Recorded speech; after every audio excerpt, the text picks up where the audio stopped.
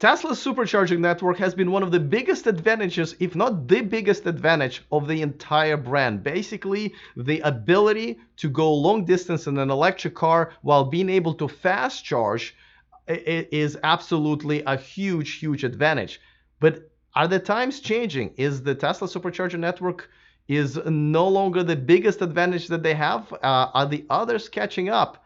I think that might just be the case. I have Tom Moloughney here. As always, on Fridays, we do Plugged In with Tom Moloughney. He's a contributor to InsideEVs. He's going to be here because he attended a big event at Electrify America, the fast charging network here in the United States, put together. I reported on it a little bit on Monday, but there's some more details that Tom's going to tell us about coming up next.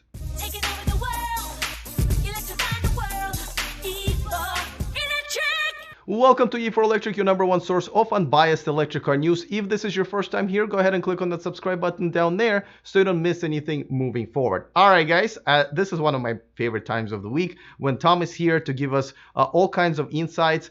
So he went to this Electrify America workshop, I guess they called it.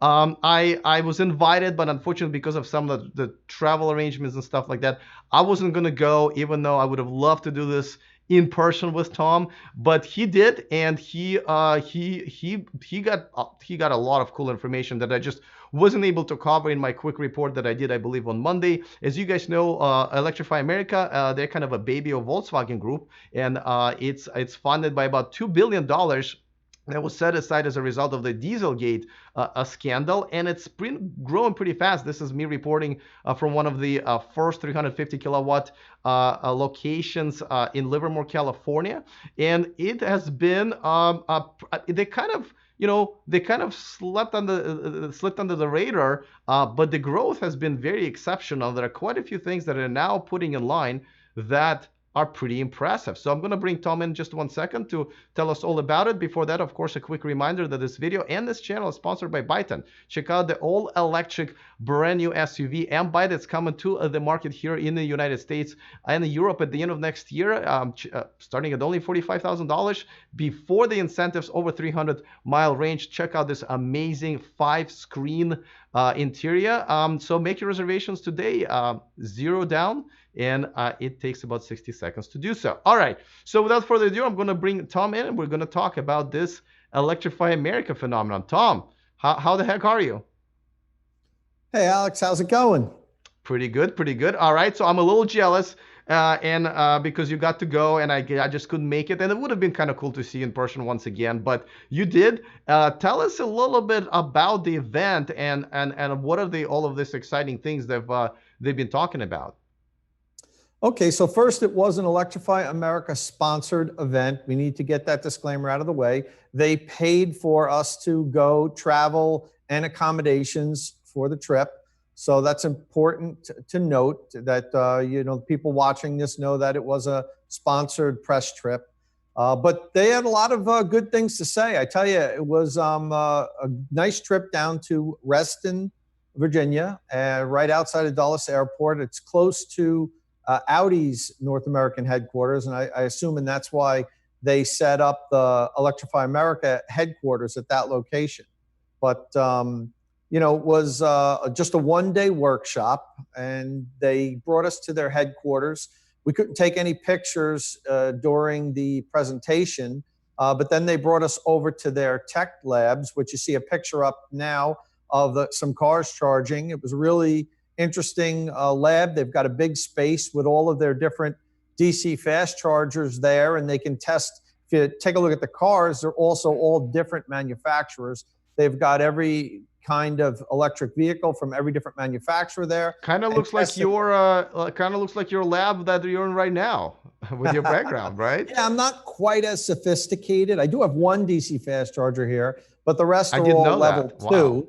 And the rest are all level 2, but they had all the equipment there. The interesting thing is, I don't know if your followers know, but the Electrify America is using 4 different manufacturers. So you could see in that picture there was 4 different banks of DC fast chargers.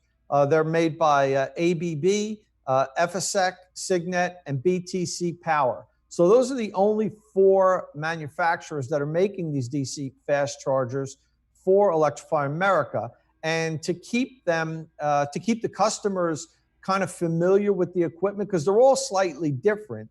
The screens are going to be the same, but the stations themselves physically are different. One thing that I learned that was interesting was that ABB is going to be the primary station that's installed on the West Coast. The FSEC units are all going to be on the East Coast. The Signet units are going to be in the Middle America. And then the BTC Power units are going to kind of be sprinkled around. I think they're going to be used where Electrify America can't get enough equipment in the other regions, because that's one of the biggest problems for Electrify America is they have this order to install this infrastructure on these set timelines. There's 4 distinct cycles. Each one's about 30 months. And there's incredibly aggressive timeframes where they have to have these installed by. So one of the biggest problems they had early on was just getting the equipment made fast enough for them to install. So, during cycle 1, which is coming to an end now on June 30th, there's only, and I say only, so far we have 161 DC fast charge sites with about 750 stations installed. Now, the reason being was early on, the first year or so, that they were just doing legwork. I mean, Electrify America was just putting a team together and figuring out how they were going to approach this. And the ramp up for these DC fast charge stations now is just really taking off. They have, as I mentioned, 161 sites now with about 750 stations. There's an average of, I think, 5 stations per site. And that's as of today. By the end of 2019, they're going to have 484 sites with well over 2,000 high-speed DC fast charge stations, all of them at a minimum of 150 kilowatts. Now, to put that in perspective, Tesla has been installing supercharge stations since 2013. In 6 years, they've installed, right now, we're just over 700. I think it's 720 sites in North America. So by the end of 2019, Electrify America is going to have almost 500 sites, whereas Tesla, they're continuing to install these sites. Obviously, if they're at 700, a little over 700 now, let's say they get up to 800 sites by the end of 2019. Electrify America will have almost 500, and that's happened in the space of just a couple years. So the pace that they're installing this high-speed DC fast charge equipment is unparalleled, and that's something that both President and CEO Giovanni Palazzo and COO Brendan Jones pointed out at this workshop, that this has never happened before. The DC fast charge infrastructure has never been installed at such a rapid pace. And that's good news for the electric vehicle world, because let's face it, for the last 5-6 years, what have we all been saying about Tesla besides their vehicles being really the best electric vehicles on the market? What's their greatest advantage? Superchargers. Nobody had anything even like that. Cross-country travel was non-existent or extremely difficult to do, put it that way, in anything but a Tesla. And that's changing now. So I'm a little bit embarrassed to say this, but I thought that Tesla had like over 2,000 superchargers in the US, but am I thinking around the world? I think you're thinking around the world, and maybe my numbers are wrong. I did some math. From what I looked up, it looked like they had around 725 sites right now in the US, sites. Now, Tesla averages something of 8 or 9 stations per site. So they probably have 6,000 superchargers in the US. I don't want to confuse sites with stations. You know what I mean? I think Tesla has around 720 sites right now and around 6,000 stations in North America. I just Googled it.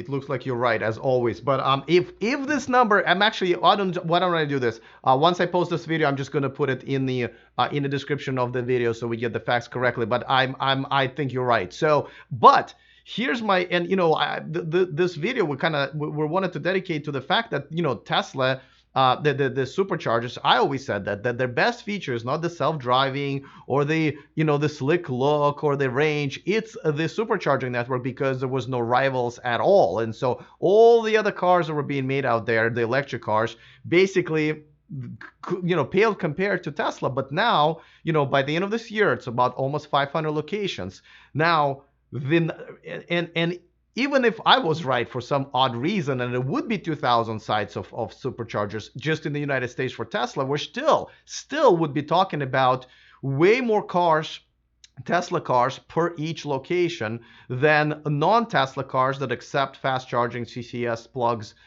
per Electrify America location. And that alone tells me that Tesla might just be losing ground. Am I on the right track here?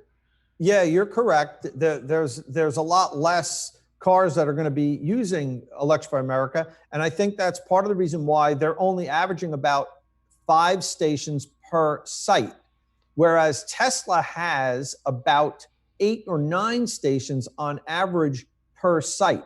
So I asked Electrify America that, and the answer that I got was the sites that they're installing are capable of expansion. So in the future, when the amount of vehicles increases and they're finding that they need more stalls, most of the sites that they have are able to be upgraded to have more stalls.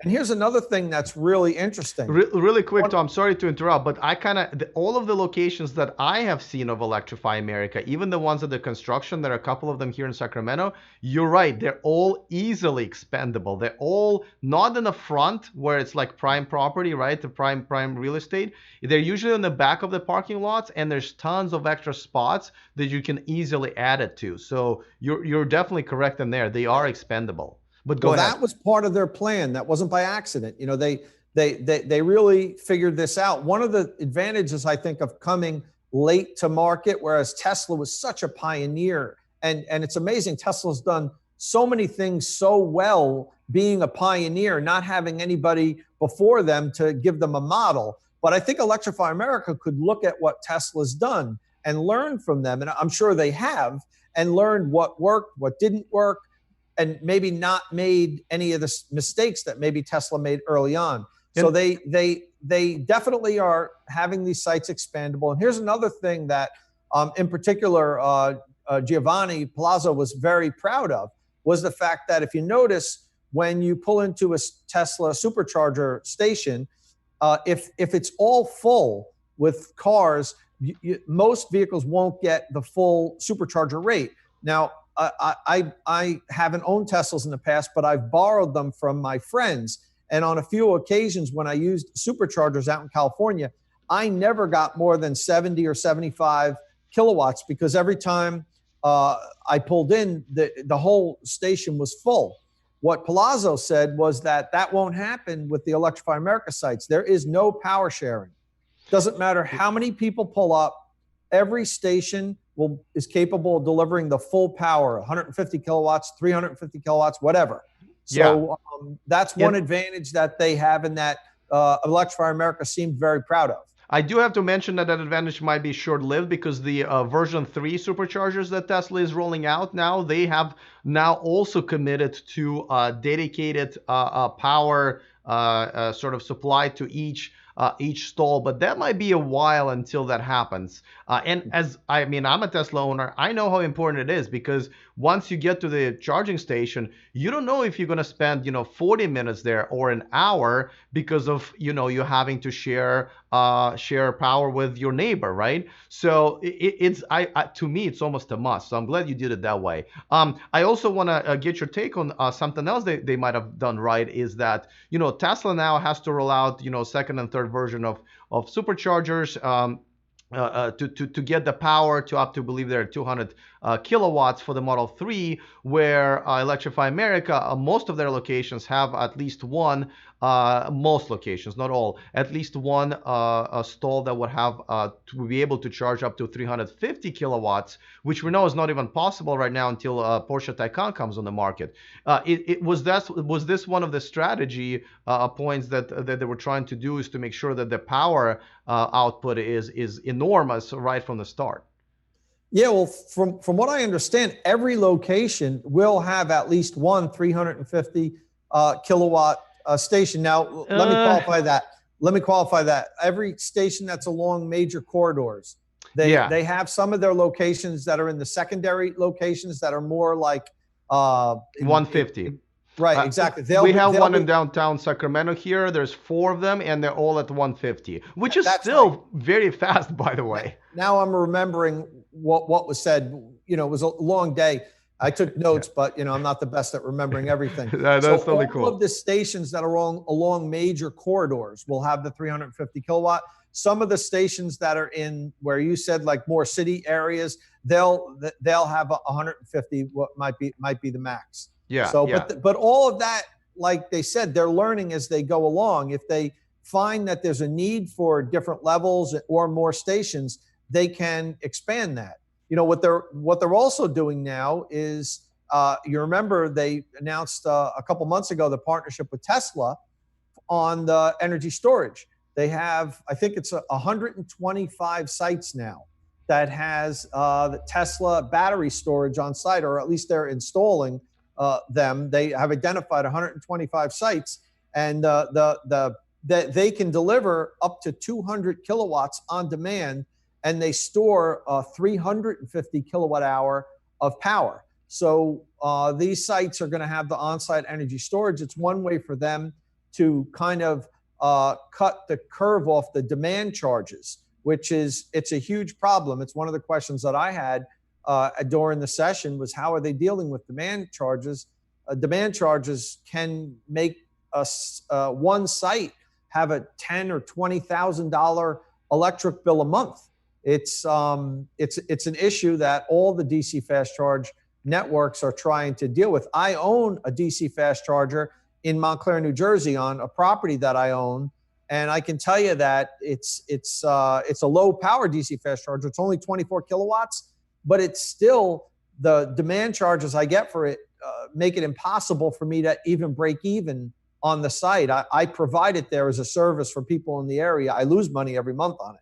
Just to clarify, the demand charges is essentially something that people have at home, right? If you're running your air conditioning during the time of day where everybody else is running their air conditioning, which is like, I think 8 to 8 or whatever, 8 to 5, the energy companies will charge you a much higher rate for the electricity, and it's really hard to resell that to customers at that same high rate. So what Electrify America is doing, and Tesla themselves, is they're getting the energy during the off-peak hours when it's cheap, storing it in the battery storage, the Tesla battery storage solution, and then when the peak time comes, they release it from there, from the cheaper energy banks, rather than buying it at the highest rate from the utility companies. Am I getting that correctly? Only half correct. So I knew it. So but this is why I had you here, Tom. Are more of a commercial electric rate issue than a home electric rate issue. What happens is, and all these, there's over 3,000 utilities in the U.S., and they all have different rules for demand charges. But in a nutshell, what you pay, especially commercial customers, pay demand charges for how much energy they command at any one time of the month. So what it does is it takes the highest energy draw that your site has at any one period of the month. So let's say on the first day of the month, if there's an Electrify America site or Tesla site that has 5 supercharger stations and 5 cars plug in at once, they're all charging at once. Now that's the highest energy draw that site's going to have for a month, because that's it. It's all the capacity. Let's say all 5 cars are charging at 100 kilowatts. Their demand charge is going to be based on 500 kilowatts, because that was the peak power that they drew that month. And some utilities charge like $5 a kilowatt hour, a kilowatt. So if it was, 500 kilowatts was their max rate, they pay times $5, a $2,500 penalty. That's in addition to the electric you pay all month. Now, Okay. So let's say you have on-site energy storage, and what it does is when after the second or third car plugs in, now when the fourth car plugs in, it starts the on-site battery starts taking some of the power, because what that site wants to do is they want to keep their energy draw at any one given time below, say, 300 kilowatts. They don't want it to go up to 500 kilowatts, because then they have to keep paying that rate. So what on-site energy storage does is it lowers the any single event that raises their electric draw to a high level. Okay, well, I mean, I stand corrected, and nevertheless, it's good that they're doing the solution for that. And there's one more thing that I think there's a connection between Electrify America and Tesla. Tesla just announced that they're going to have a CCS finally connector, which is pretty much what Electrify America uses in Europe for now, but everybody kind of assumes it's coming to the US as well. Which is going to essentially expand the fast charging network for Tesla owners, but that's when they're going to have to make a decision on how much it's going to cost. So talk a little bit about the new pricing that Electrify America is kind of still trying to settle, because right now it is pretty clear that they're pretty much the most expensive providers of electricity for fast charging for electric cars. What are the updates there? So currently, it depends on the region. They charge between 30 cents and 35 cents, per minute for the use of the stations. Electrify America charges per time, not per kilowatt hour. Plus, there's a $1 per session fee, I believe, as well. Right. Yes, there's a $1 per session fee. So that they're with their new app that's coming out this month. They're going to offer two different membership rates. One is just called the Electrify America Pass. With that, you'll still pay the $1 per session rate, and then you'll pay the standard fees, which are going to be reduced about 20%. They haven't announced the exact pricing, but if you take a look at that picture I have out there right now, we have up. I snapped a picture inside Electrify America's technology lab at a screen that had pricing. So if you take a look there, they're going to be setting up three different rates of pricing based on how much power your car can draw. So in this instance, cars under 75 kilowatt hour that can charge at under 75 kilowatts, would be charged 25 cents a minute. The cars that could accept between 75 and 125 kilowatts would be charged 69 cents a minute. And anything over 125 kilowatts would be charged 99 cents a minute.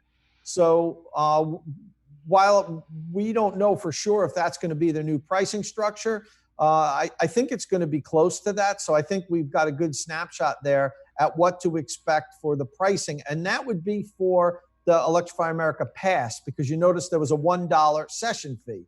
Now, if you join the Electrify America Pass Plus, you pay $4 a month, and you pay no per session fee. I don't have a screenshot of that particular one, and you'll also pay a lower per minute rate. So depending on how much fast charging you do, if you use it occasionally, you might just do the Electrify America Pass. But if you're someone that does DC fast charging really frequently, it probably is going to pay off to pay the $4 a month and get the reduced rates and not pay the $1 session fee. So I think it's going to be a little more competitive, especially in some areas with Tesla Superchargers, except for you will be able to go up to all the way 350 kilowatts. It looks like it's, the CCS adapter is coming to the US, hopefully. I should probably say. I don't know about that. Really? We might disagree with that. I know there's other reasons why Tesla really needed to do it. I think in Europe, there was a lot of different regulations on what plugs could be used and how the stations had to be brand neutral. So it's a little bit different here in the US. I wouldn't necessarily say that because we see this happening in Europe, that we're going to see that in North America, Alex. I mean, that's yet to be determined. That is not at all me reporting. That is me hoping. This is me hoping. So okay, but there's another thing that I wanted to mention because we talk about the pricing being more competitive, but let's kind of bring it full circle. Do you think now, with Electrify America growing, and really by the end of the year, and with all of these other brands coming up with fast charging, CCS ports, electric cars with good range, do you think Tesla will no longer have an advantage of having the supercharger network, or do you think there's still something there where they will have an advantage? Well, clearly for the immediate future, they have that advantage. That even with at the rate that Electrify America is installing the stations, it would still be a few years. Because don't forget, Tesla isn't stopping. It's not like, okay, they're finished installing and now let Electrify America catch up. They're continuing to install their supercharger network. So it would be a few years, but yeah, absolutely. That advantage is going to be shrinking, and eventually probably won't be an advantage anymore if Electrify America continues. Plus, don't forget, it's not just Electrify America. We've got EVgo, we've got ChargePoint, we've got other networks out there that are trying to compete with Electrify America. It's very difficult to compete with a company that just got $2 billion put in their bank account and said, here, just have at it. But these other networks are going to be installing charging stations, which actually I'm glad you brought up. Really quickly, let me move to a slightly different topic. Some people reported that they're noticing that some EVgo stations have Electrify America stickers on them. And they asked me to ask Electrify America why that was the case. And actually, there's one here in New Jersey that I noticed that has it also. So I asked them, and they said that that was in the beginning when they were just trying to get some stations in the ground because I think they were afraid they weren't going to be able to meet their deadlines. They partnered with EVgo to install some charging stations for them. So those charging stations are kind of on the EVgo network and on the Electrify America network. And they're only 50 kilowatt stations. There's 33 of them out there sprinkled around the country. I think some are on the East Coast, some are on the West Coast, but that's it. You won't see them anymore. If any of your followers see an EVgo station with Electrify America on it sticker, that's just one of 33, and that's not going to continue. Collector item, I guess. Exactly. But I know before I went down to visit Electrify America, I asked some of my followers if they have any questions, and one of the people posted that question, say, hey, what's up with these stickers on EVgo stations? So that's that answer. But getting back to the advantage. And Tom, sorry to interrupt once again. Sorry, I just want to quickly mention that in Europe, there is also Ionity network, which is also invested by Volkswagen Group, but along with the BMW, Daimler, and Ford. That's also doing very similar. It's a fast-growing, fast-charging network, up to 350 kilowatts and stuff like that. So Europe is getting something very similar as well. I just want to kind of, for my European viewers to know that you guys got some cool stuff going on as well. So there's that third network out there, and that's for Canadian users. Yeah. So but as far as the advantage, Tesla, I believe, is going to maintain this advantage for a while. But the good news is, in the past, Tesla was the only game for long distance cross country driving. If you had another EV, it was next to impossible. And fortunately, that's changing. And while Tesla can still do that, and they're still expanding their network, this is going to be available for people that have Jaguar I-Paces, for Audi e-trons, Mercedes EQCs, and all of the other wave of electric vehicles that are going to be coming. You're going to very soon be able to drive long distances, interstate travel, relatively easily. These Electrify America stations are going to be set on an average of 70 miles apart and a maximum of 140 miles apart. So pretty much any modern electric vehicle now that has 200 miles wouldn't have a problem traveling from station to station. It should not be an issue. And also, I believe they have, I forgot the name, I think it's plug-in plug and share or something like that is where you don't have to actually have a card or a credit card or whatever. Your the Electrify America station will recognize your car and pull of your billing information, your membership information, pretty much from your car, just like with Tesla right now. So I think I'm excited about that. Exactly. That's the ISO 15188 standard. And they're working on it right Catchy. now. They're going to have it working. It's called plug and charge Plug and very charge. soon, within months. And pretty much all of the manufacturers are working on compatibility. So pretty much everybody is going to have this really soon. By the end of the year, it's going to be fully operational. And then you literally, like a Tesla Supercharger station, you pull up, you plug your car, and you walk away. You don't have to activate anything. You don't have to do anything. And it operates just like a supercharger station. There's one other thing that I forgot to mention that's really cool, I think, that Electrify America is going to be able to do through their app. So when you are about to arrive to a supercharger station, you can look up and see which stations are in use. And you can also see what the state of charge of the cars are at that station. So you can see that, hey, look, there's an Audi e-tron, but he's 96% charged. He'll probably be out of there by the time I get there. So I think that was a pretty good feature to have. You'll be able to view from your app all the stations where you're arriving at and what the state of charge level is of those vehicles. And like Tesla, Electrify America is going to be employing an idle charge, 40 cents a minute. If you hang out longer than when your car's finished charging, you'll get a notification. I think you get a couple minutes, you get another notification, then you get a couple more minutes. And if you don't move your car, you start getting billed 40 cents a minute. Yeah, I think it's 10 minutes. I think Tesla gives you 5 and Electrify America gives you 10, but I'm sure that will change or could change.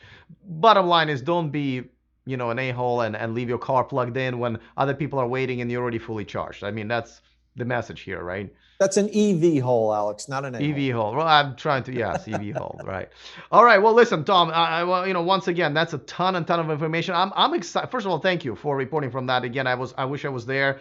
This is good news. I'm excited. The reason this channel kind of exists many times is because there's so many amazing things that are happening, not just with Tesla, but also outside of Tesla, right? We're talking about infrastructure that's finally blooming, that's finally enabling all these other automakers, with this fast charging compatible cars to come on the market and be just as competitive and useful, really, like useful to us as consumers. So I'm really excited about that.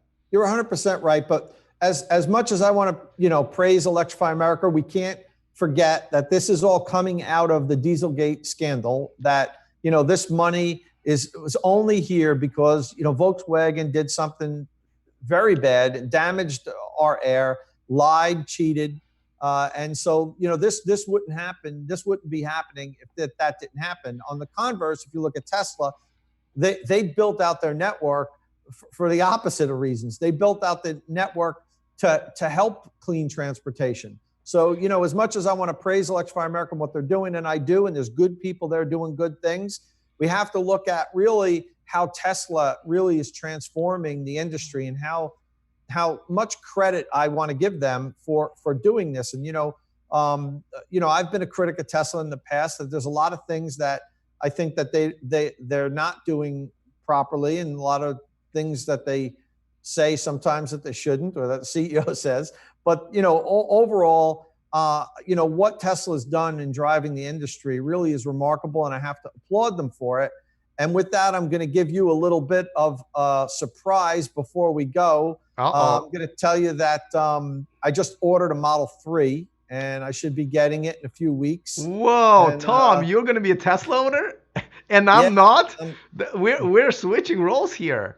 Exactly. Yeah. So I still have my i3 lease until January of next year, but it was time to get another car. I'd been toiling over the Kona and the Niro for a while. I really like the Niro. I think it's a great little EV. But, I tell you, what really bothers me is how Hyundai and Kia is really slow walking this as far as how many they're making and how many they're putting out, that they're only going to be available in the ZEV states.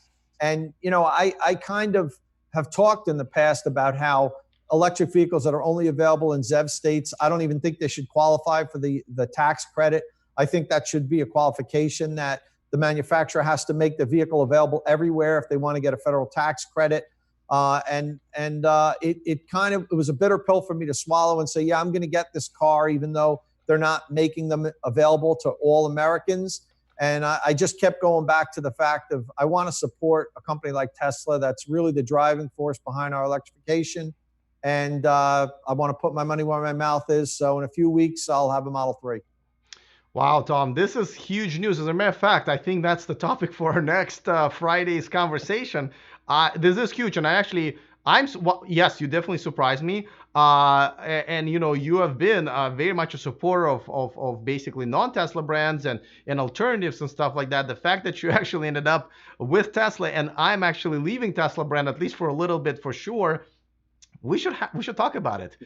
So wait till I get my car. Maybe we'll do the video on that when I get my car, my first impressions. All right. We'll see. I'm more interested about your thought process rather than the car itself. But we'll discuss this. But this is major, man. All right. Well, listen. First of all, congratulations. By the way, I also have an announcement. I have canceled my reservation for Model 3 yesterday. I'm gonna make a video about it.